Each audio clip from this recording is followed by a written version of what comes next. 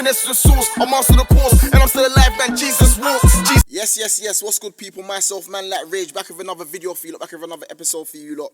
Subscribe to the YouTube channel, man. Subscribe to the YouTube channel. Support your boy. You gotta be in it to win it. Let's get it, baby. Okay, so you lot know why you lot are watching this video, so let's just get straight into it. And for those that may have missed the other videos and are just jumping in now to try and find out what's going on, I'm gonna play a recap for you lot so you lot can see what exactly happened and what we're continuing on from. Yeah, so I'm gonna play the other video for you lot to see it. Those of you lot that have seen that video already, I don't know, you might want to just watch it to refresh your memory, or you might want to skip fast forward so that you lot can just get the part 3. Alright, cool, let's get into this. So I'm gonna play the video for you lot now, and then yeah, we're gonna... Okay, so I just left Ghetts' court case, and I'm gonna explain to you guys what happened.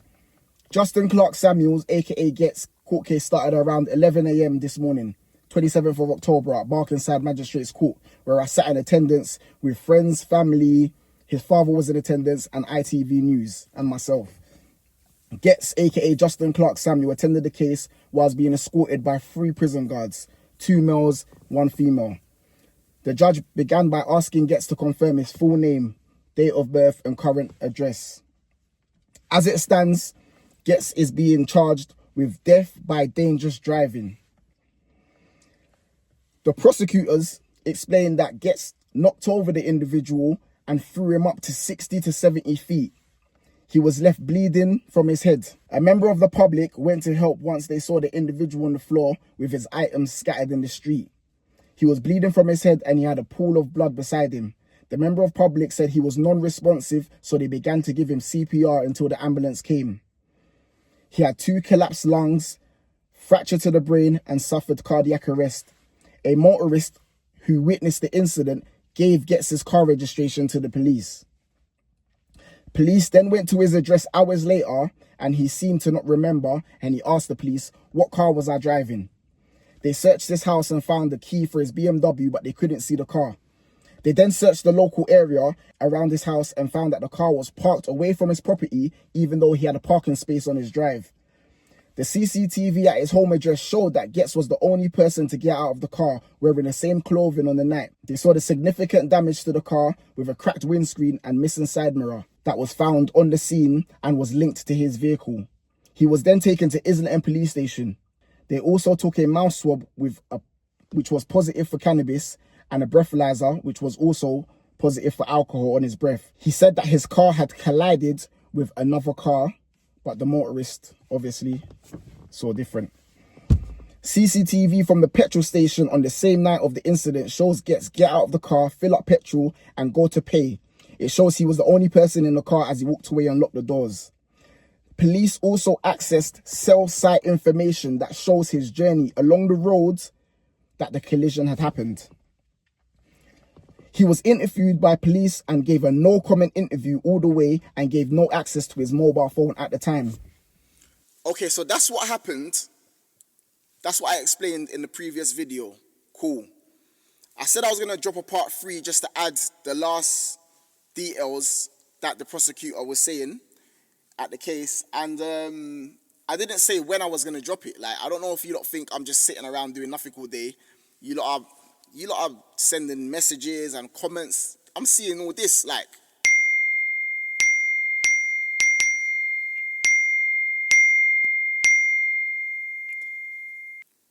Okay, if that's how you lot feel. First and foremost, yeah, let me just clear something up before I get into this.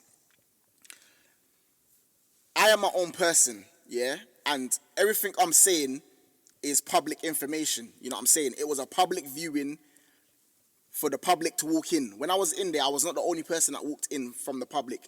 There was other people that walked in there from the public as well to just listen in. I saw a guy that I said, you know what, I lived around the corner, so I just came in there just to listen and see what's going on with this whole thing. So you lot just try and understand that, because I know comprehension is not everyone's, you know, powerful PowerPoint. Like, you lot don't really excel in certain areas. Some of you, and it shows in the stuff that you lot say. And yeah, so with that being said, I'm going to go on and explain the part 3 And this is also on the net. If you look for it, you can probably find it. But anyways, yeah, let's get into this. The prosecutors, this is also what the prosecutors were saying. Cool. Ghetts has a number of previous convictions and different alias names, along with various date of births and 27 offences against his name, including driving with no insurance, aggravated taking of a vehicle, along with multiple disqualifications, was stated by the prosecutor as they highlighted a few. Cool. It was also reported that Ghetts' vehicle was also involved in another collision earlier that same night.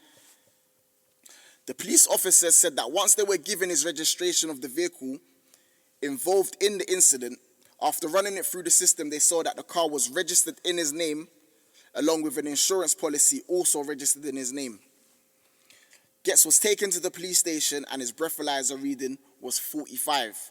Now, I don't know what that means. I don't know if it's out of 100 or whatnot, and it was 45, but that's what they said.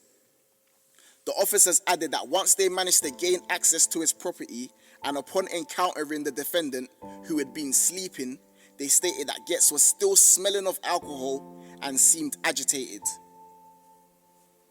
The prosecutors explained that they believe he will fail to attend court and feel he will commit further offences if he is granted bail.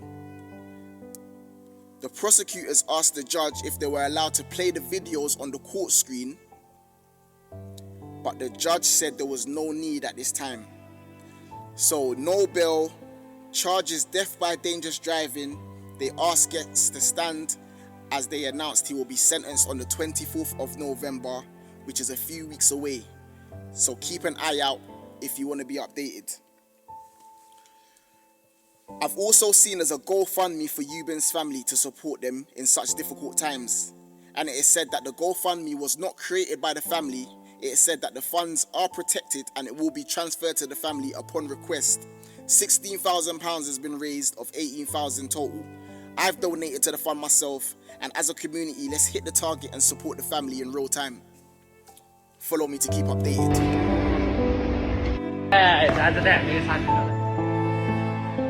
Hello everyone, we are very close to 1 million subscribers, you know.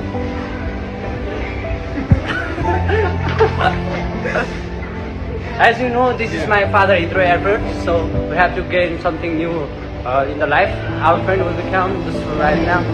So, क्या बोल रहा? Oh,